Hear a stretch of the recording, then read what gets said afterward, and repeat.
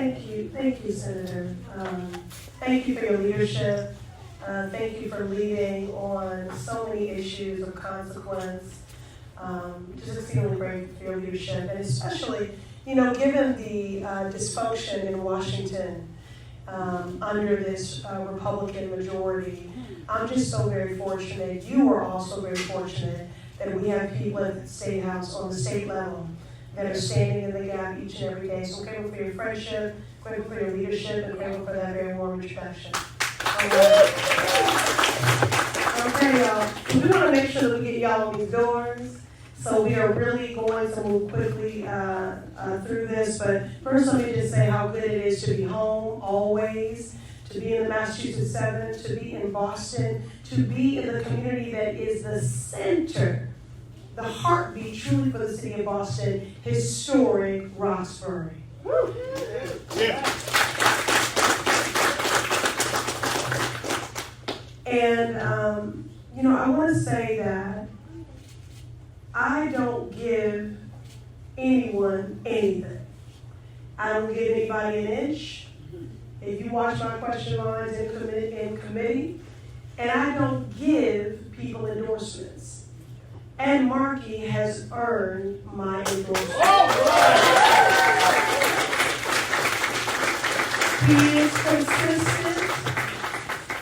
He is consistent. He is authentic. He is earnest. He is proven. He is reliable. And the reason why that is important is because I don't want a partner in the Senate. You deserve a partner in the Senate that does not decide what to champion based on political expediency. When you think about the pandemic and the many commitments that were made when it comes to criminal legal reform and police brutality, when you think about when Roe initially fell because of the actions of this far-right, extremist, and balanced Supreme Court, a lot of commitments were made in the fight for reproductive justice. When you think about the height of efforts to advance a Green New Deal, which, by the way, ultimately was the Inflation Reduction Act that was signed into law. Now, let me say this. The switch-up has been crazy. The pendulum has swung. But Ed Markey is consistent. When the hashtags have faded, when the headlines no longer reflect these urgent priorities, he is still fighting for them. We cannot afford someone to be in this position that has to be coached on fighting for and centering the humanity, the dignity, the safety, and the joy of every single person that calls the Commonwealth home. Right. When I first was elected to the Boston City Council, I used to say that I was running to be a voice for the voiceless, and then I learned that no one is voiceless. What they are is unheard. Yes. And that's why in our Black tradition we sing, yes, our anthem is to lift every voice. I don't worry or wonder about Ed Markey's commitment to lift every voice. Yeah. And given this anti-freedom, fascist agenda, the chaos and dysfunction, I have to say, y'all, it is bigger than Trump. Because whenever we do the work of ousting the occupant of the Oval Office, the Confederacy is still alive and well. That's all MAGA is. White supremacy is still alive and well. Anti-blackness will still be alive and well. Xenophobia, anti-LGBTQ. It's not going to end with one person. But what I'm saying is that this man doesn't make a decision about what to fight for based on what the polls say. Right. This man doesn't make a decision about which way the wind is blowing, because he understands that real leadership, sometimes you reflect the temperature and sometimes you set it. Yes. Yes. I don't worry or wonder about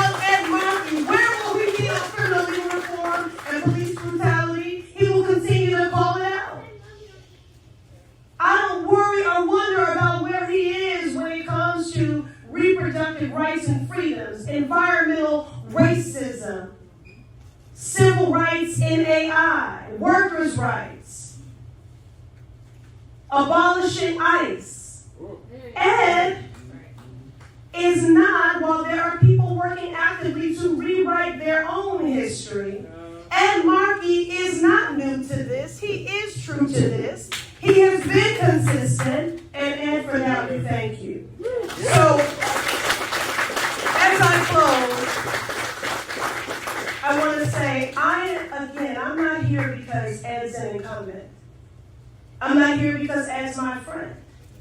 I'm here because he's been proven and reliable at a time of great upset and uncertainty. We need predictable leadership, courageous leadership, bold leadership. We're all here when you could be anywhere else because you believe another world is possible. One where we choose people over profit.